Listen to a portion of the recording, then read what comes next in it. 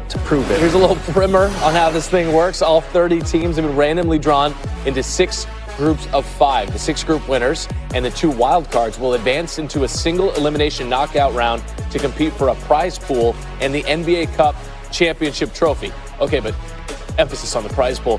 All of these games, except for the championship, count toward the regular season standings. Got it?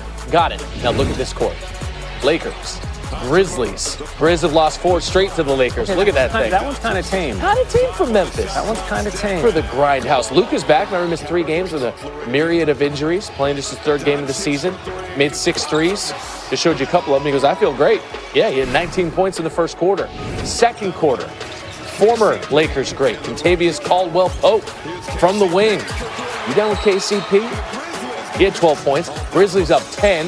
Jalen Wells was 2 for 9 from distance. We're going to show you both of them. Wells, a couple up fakes. I'm sorry. By 3, I meant 3 steps. This man had 16 points. It's 42-24. Hold on one second. JJ Redick, though, would say of Luka Dončić, he just gets to wherever he wants to go, including getting the basketball to Rui Hachimura, who had 9 points. 6 dimes for Doncic. In the third, Doncic, more space, little triple. I don't know how you stay put with those neon kicks. I couldn't tell. Can't miss them. Hey, Ja Morant, awful shooting night. 3 for 14 from the floor. Ja did have 7 dimes, though, only the 8 points. But the Grizz had a 2-point lead going into the fourth quarter. Austin Reeves has come back to earth a little bit with Luka in the lineup. I think the 40-point days might be over. Whoa, but hey, he had 21. He still had 21. And then Doncic. Speaking of it, man, he is the first player in NBA history to average 45, 10, and 5 in the first 3 games played of a season. Dude, he pulled up from Murfreesboro. I'm trying to think of other places in Tennessee. Dixon. Well, that's over by Nashville. 117, 112. Luka had 44. You've been waiting for it. Opening night. So we're going to get right to it, Perk. We want Perk predictions for the season. We're not wasting time.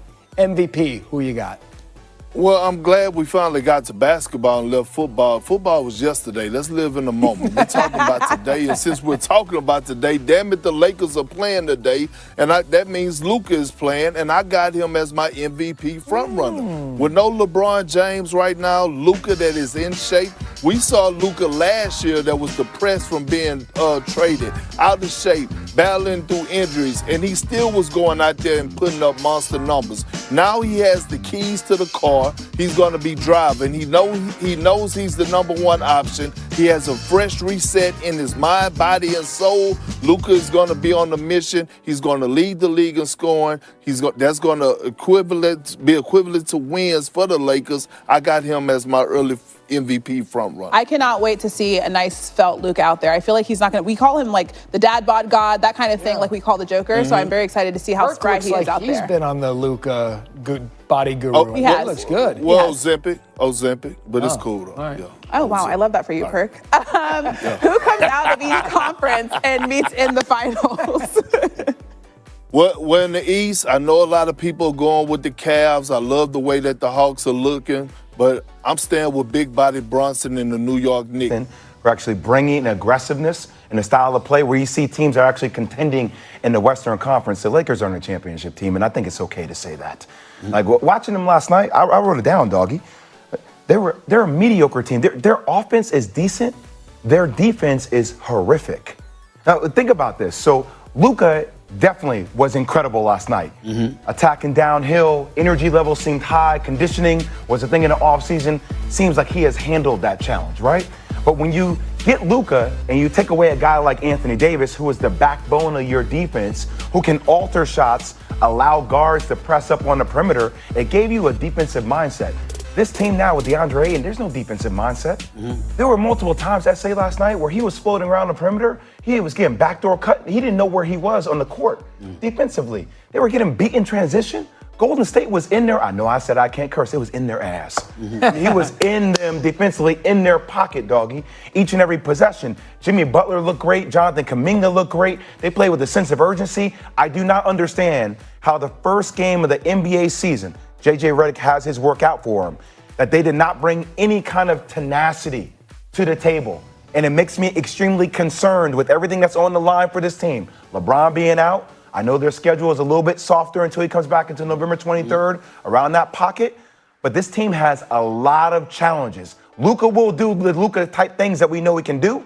But this team defensively is nowhere close to being one of the top teams in the Western Conference. Well, they got murdered by Minnesota last year, so I don't know why. In fact, they're supposed to be so much better this year. And 8-8, the kid they bring in from Portland and Phoenix is their big addition in the off year. Plus, you got no LeBron, so it's going to take a little while to get going. I expect Luka, as you said, he had everybody was yelling about him last year. A to trade, out of shape, not into it. He'll have a big year, and I think him and Reeves will be okay. They'll score. But as far as them winning in this conference, there's just too many good teams. So, 3%, that sounds about right with Houston and Oklahoma City, and obviously Golden State's going to be good.